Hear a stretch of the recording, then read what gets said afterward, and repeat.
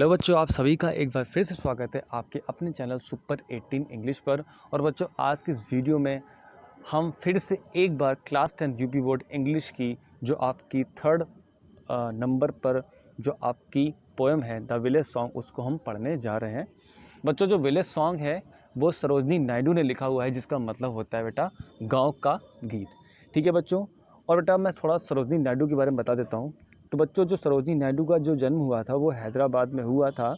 13 फरवरी 1879 को हुआ था। और जो बच्चों इनकी डेथ हुई थी वो हुई थी 2 मार्च 1949 को, यानी कि 2 मार्च 1949 को हुई थी। और वो स्वतंत्र भारत की पहली महिला गवर्नर थी। ठीक है बच्चों। अब हम पोएम के सेंट्रल आइडिया की ओर आते हैं। तो बच्चों, इस पोएम में क्या होता है, यहाँ पर एक गांव का सीन है जिसमें जो एक माँ और उसकी बेटी का ये बीच का संवाद है। जिसमें क्या होता है, जो उसकी बेटी होती है वो शादी नहीं करना चाहती है। मतलब शादी के बारे में जो उसका ख्याल है थोड़ा वो अलग है, वो शादी करना नहीं चाह रही है। तो उसकी माँ उसको समझा रही है। अब वो क्या समझा रही है, अब चलते हैं हम इस वीडियो में और पोएम को पढ़ते हैं, और आपको तब उसके बाद समझ में आएगा कि उसकी माँ उसको क्या समझा रही है। बेटा, इस वीडियो को अंत तक ज़रूर देखना, क्योंकि पोएम बहुत ही अच्छी है। अब बच्चों आते हैं सीधे पोएम पे। लिखा हुआ है, हनी चाइल्ड। बच्चों लिखा हुआ है, honey child, whither are you going? Would you cast your jewels all to the breezes blowing? Would you leave the mother who on golden grains has fed you? Honey child, whither are you going? Honey का बच्चों मतलब होता है प्यारा या प्यारी। तो अपनी एक माँ है, अपनी बेटी से कह रही है कि प्यारी बच्ची, वेदर आर यू गोइंग, तुम कहाँ जा रही हो। बेटा, जो विदर वर्ड है वो एक इंग्लिश का पुराना शब्द है जिसका मतलब होता है कहाँ या किधर, जो आज नहीं यूज़ किया जाता, आजकल यूज़ नहीं किया जाता। इसके स्थान पर वेयर का यूज़ हम करते हैं। तो एक माँ अपनी बेटी से कह रही होती है कि प्यारी बेटी या प्यारी बच्ची तुम कहाँ जा रही हो। Would you cast your jewels all to the breezes blowing. बेटा, कास्ट का जो मतलब होता है वो होता है फेंकना, और ज्वेल्स का मतलब होता है गहने, ब्रीजेस का मतलब होता है हवा, ब्लोइंग का मतलब होता है चलना। तो वो कह रही है माँ अपनी बेटी से, क्या तुम अपने सभी गहनों को, जेवरातों को उस चलती हवा में फेंक दोगी। Would you leave the mother who on golden grain has fed you. Leave का मतलब होता है छोड़ना, गोल्डन ग्रेन का मतलब होता है बच्चों सोने के अनाज। तो वो कह रही है माँ अपनी बेटी से कि क्या तुम उस माँ को छोड़ दोगी जिसने तुम्हें सोने की अनाज से पाला है। फेड का मतलब होता है बच्चों पालना। इस पैरा को बच्चों एक बार फिर से देख लीजिए। Honey child, whither are you going? Would you cast your jewels all to the breezes blowing? Would you leave the mother who on golden grains has fed you. प्यारी बच्ची तुम कहाँ जा रही हो। Would you cast your jewels all to the breezes blowing. क्या तुम अपने सभी गहने उस चलती हवा में फेंक दोगी। Would you leave the mother who on golden grain has fed you. और क्या तुम उस माँ को छोड़ दोगी जिसने तुम्हें सोने के अनाज से पाला है। बच्चों अगला पैरा देखते हैं। अगला पैरा है बच्चों, would you grieve the lover who is riding forth to wed you. Grieve का बच्चों मतलब होता है दुख, लवर का मतलब होता है प्रेमी, और राइडिंग का मतलब होता है घुड़सवारी, वेड का मतलब होता है शादी करना। तो माँ कहती है अपनी बेटी से कि would you grieve the lover who is riding forth to wed you. क्या तुम उस प्रेमी को निराश करोगी, दुख पहुंचाओगी जो तुमसे शादी करने के लिए घोड़े पर सवार होकर आ रहा है। Mother mine to the wild forest I am going. तो अब बेटी क्या कहती है अपनी माँ से, वो कहती है कि मेरी माँ, to the wild forest I am going, मैं जंगल को जा रही हूँ, मतलब मैं जंगल जा रही हूँ। Where upon the champa boughs the champa birds are blowing, जहाँ पर चंपा की टहनियों पर चंपा की कलियाँ खिली हुई हैं। To the koil haunted river isles where lotus lilies glisten, और जहाँ पर नदी के किनारे टापुओं पर उन कोयलों का डेरा है, और जहाँ पर लोटस लिलीज ग्लिस्टन, और जहाँ पर कमल कुंदनी चमक रहे हैं। इस लाइन को बच्चों एक बार फिर से देख लीजिए। वो कहती है कि मैं वहाँ पर जा रही हूँ उन नदी के किनारे बने हुए टापुओं पर। आइस का मतलब टापू, हॉन्टेड का मतलब डेरा। तो वो कह रही है अपनी माँ से कि माँ, मैं नदी के किनारे बने हुए जो टापू हैं उन पर जो कोयलों का डेरा है, और वहाँ पर क्या है, कमल और कुमुदनी के फूल हैं जो चमक रहे हैं। The voices of the fairy फोक और कॉलिंग मी वो लिसन। और वो अपनी माँ से कहती है कि फेरी फोक यानी कि परी लोग, यानी परियों की जो आवाज़ है वो मुझे बुला रही है, ओ लिसन, उसे सुनो तो ज़रा। बच्चों इस पैरा को, स्टैंजा को बेटा एक बार फिर से देख लीजिए। Would you grieve the lover who is writing for to wed you. वो माँ कहती है अपनी बेटी से कि क्या तुम उस प्रेमी को दुख पहुँचाओगी जो तुमसे शादी करने के लिए घोड़े पर सवार होकर आ रहा है। Mother mind to the wild forest I am going. तो बेटी कहती है अपनी माँ से कि माँ मैं जंगल जा रही हूँ। Where upon the champa ball the champa birds are blowing. जहाँ पर चंपा की टहनियों पर चंपा की कलियाँ खिली हुई हैं। To the quail haunted river isles where lotus lilies glisten. जहाँ पर उन नदियों के किनारे बने हुए जो टापू हैं और वहाँ पर उन कोयलों का, कोयल जो कोयल हैं उनका डेरा है, और जहाँ पर लोटस, कमल, लिलीज, कुमुदनी, ग्लिस्टन चमकते हैं, जहाँ चमक रहे हैं। The voices of the fairy फोक और कॉलिंग मी। और जो परी लोग हैं, जितनी भी परियां हैं, उनकी आवाज़ मुझे बुला रही है, और लिसन, उसे सुनो तो ज़रा। फिर बच्चों अगला पैरा है, अगला पैसेज है, Honey child the world is full of pleaser. अब यहाँ पर बेटा जो माँ है वो अपनी बच्ची से फिर से कह रही है कि प्यारी बच्ची the world is full of pleaser. वो कहती है कि जो, अब माँ क्या है अपनी बेटी को समझा रही है, क्योंकि वो उसका मूड देख लेती है तो उसको वो समझाने की कोशिश कर रही है। और वो कहती है कि प्यारी बच्ची world is full of pleaser. Pleaser का मतलब होता है खुशी। तो वो कहती है कि बेटा जो ये संसार है वो खुशियों से भरा हुआ है। Of bridal songs and cradle songs and sandal scented leisure. यानी कि ब्राइडल सॉन्ग का मतलब होता है बेटा जो शादी के गीत, क्रेडल सॉन्ग्स का मतलब होता है पालने के गीत, एंड सैंडल का मतलब होता है चंदन, सेंटेड का मतलब होता है सुगंध, लीजर का मतलब होता है विलासिता या आराम या फुर्सत कह सकते हो। तो वो कह रही है कि honey child the world is full of pleasure of bridal songs and cradle songs and sandal scented leisure.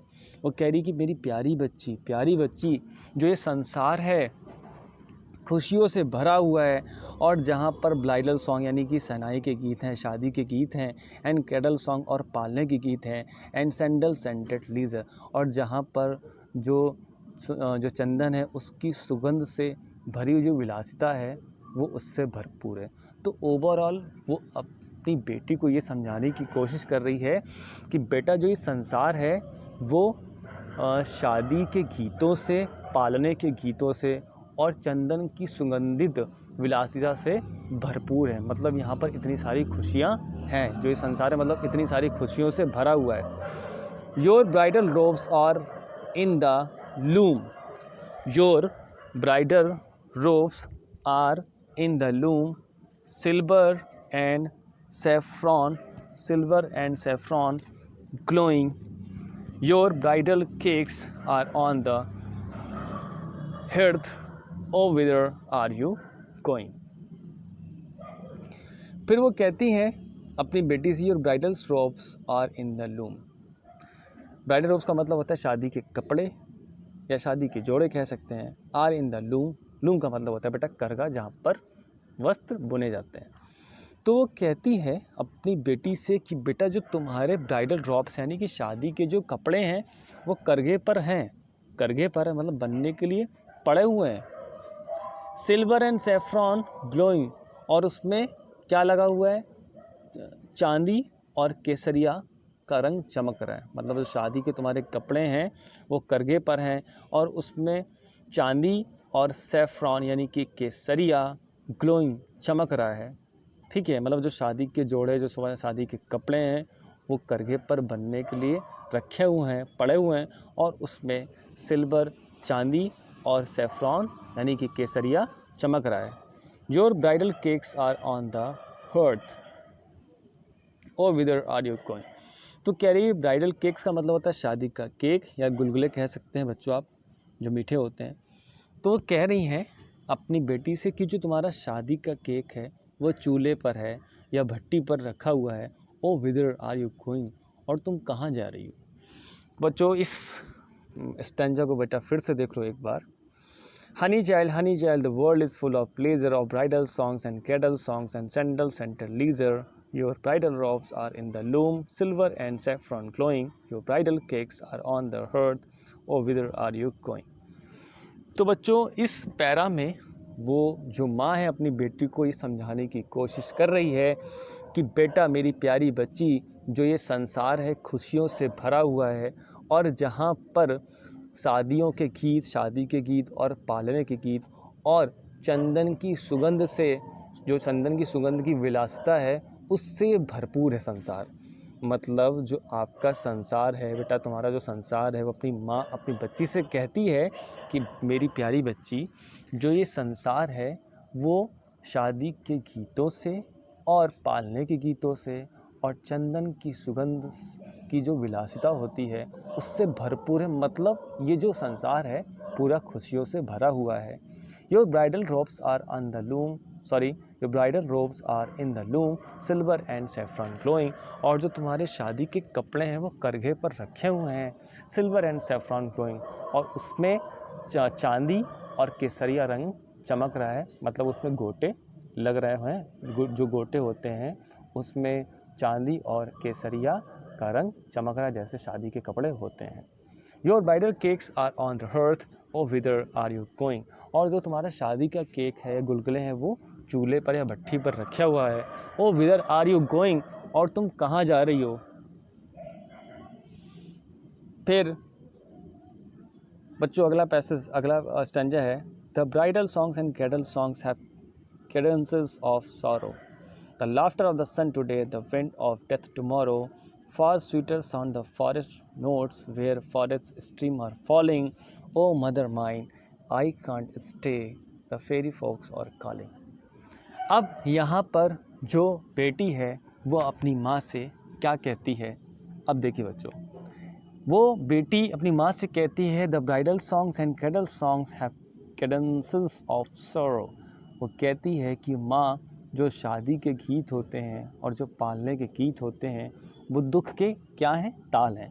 बच्चों कैडेंसेस का मतलब होता है ताल। तो वो कह रही है अपनी माँ से कि माँ, जो शादी के गीत हैं और जो पालने के गीत हैं वो दुख के ताल हैं। The laughter of the sun today, the wind of death tomorrow.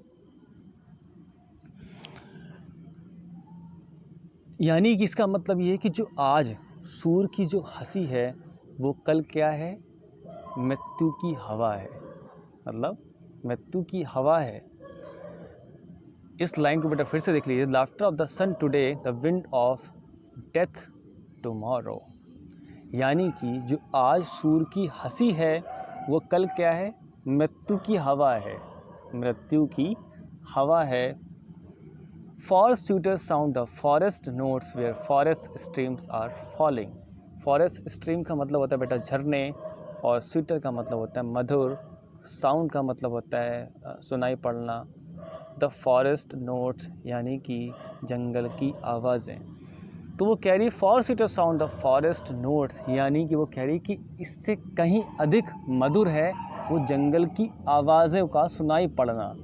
मतलब इन सबसे कहीं अधिक मधुर है उन जंगल की आवाज़ों का मधुर मतलब सुनाई पड़ना। Where forest streams are falling, जहाँ पर जो जंगल के झरने हैं वो गिर रहे हैं। O mother mine I can't stay, the fairy folk are calling. वो कहती ओ मेरी माँ, मैं नहीं और रुक सकती हूँ और मुझे परियाँ मुझे बुला रही हैं। बच्चों इस स्टैंजा को एक बार फिर से देख लीजिए। लिखा है the bridal songs and cradle songs have cadences of sorrow, the laughter of the sun today, the wind of death tomorrow. यानी कि वो कह रही है अपनी माँ से कि माँ, जो ब्राइडल सॉन्ग्स यानी कि जो शादी के गीत हैं, कैडल सॉन्ग्स हैं, और जो पालने के गीत हैं वो क्या हैं, दुख के ताल हैं। The laughter of the sun today, the wind of death tomorrow, यानी कि जो आज सूर की हंसी है वो कल क्या है, मृत्यु की हवा बन के आएगी। तो बेटा इस लाइन का मतलब, इस लाइन से वो ये कहना चाह रही है अपनी माँ से कि माँ जो शायद मेरे लिए आज खुशी लग रही है वो कल क्या हो जाएगी, दुख की झड़ी लग जाएगी, मतलब दुख बन जाएगी मेरे लिए। वही चीज़ मेरे लिए क्या बन जाएगी, दुख बन जाएगी। मतलब जिसको तुम आज मेरे लिए खुशी कह रही हो वो कल क्या बन जाएगी, मेरे लिए दुख बन जाएगी, दुख का कारण बन जाएगी। तो यही मतलब है the laughter of the sun today, the wind of death tomorrow, यानी कि जो सूर्य की जो आज हंसी है वो कल क्या बन जाएगी, मृत्यु की हवा बन जाएगी, मृत्यु की हवा बन जाएगी। Forest tutor sound the forest notes where forest streams are falling, और इससे कहीं अधिक मधुर क्या चीज़ है, फॉरेस्ट नोट्स, यानी जंगल की आवाज़ों का सुनाई पड़ना इससे कहीं अधिक मधुर है। मतलब इन सब चीज़ों से वो कह रही है कि जो जंगल की फॉरेस्ट नोट्स हैं, यानी कि जंगल की जो आवाज़ें हैं ये ज़्यादा कहीं अधिक मधुर है इन सब चीज़ों से, ब्राइडल सॉन्ग से, कैडल सॉन्ग से, और आप इससे मतलब कई अधिक मधुर है जंगल की आवाज़ें। Where forest streams are falling, जहाँ पर जंगल के जो झरने हैं वो गिर रहे हैं। फॉरेस्ट स्ट्रीम का मतलब जंगल के झरने गिर रहे हैं। ओ मदर माइन, ओ मेरी माँ, प्यारी माँ, आई कांट स्टे, मैं नहीं रह सकती हूँ, नहीं रुक सकती हूँ। The fairy folk are calling, मुझे परियाँ बुला रही हैं, परी लोग मुझे बुला रही हैं। ठीक है बच्चों, तो मुझे पूरी आशा है बच्चों आपको ये एक्सप्लेनेशन बहुत अच्छे से समझ में आ गया होगा। फिर भी अगर कुछ आपको समझ में ना आया हो तो आप अपने कमेंट्स में ज़रूर पूछिएगा। ठीक है बच्चों, तो आज के वीडियो में बस इतना ही। अगले वीडियो में एक नए टॉपिक के साथ में मैं फिर से आपसे मिलूँगा।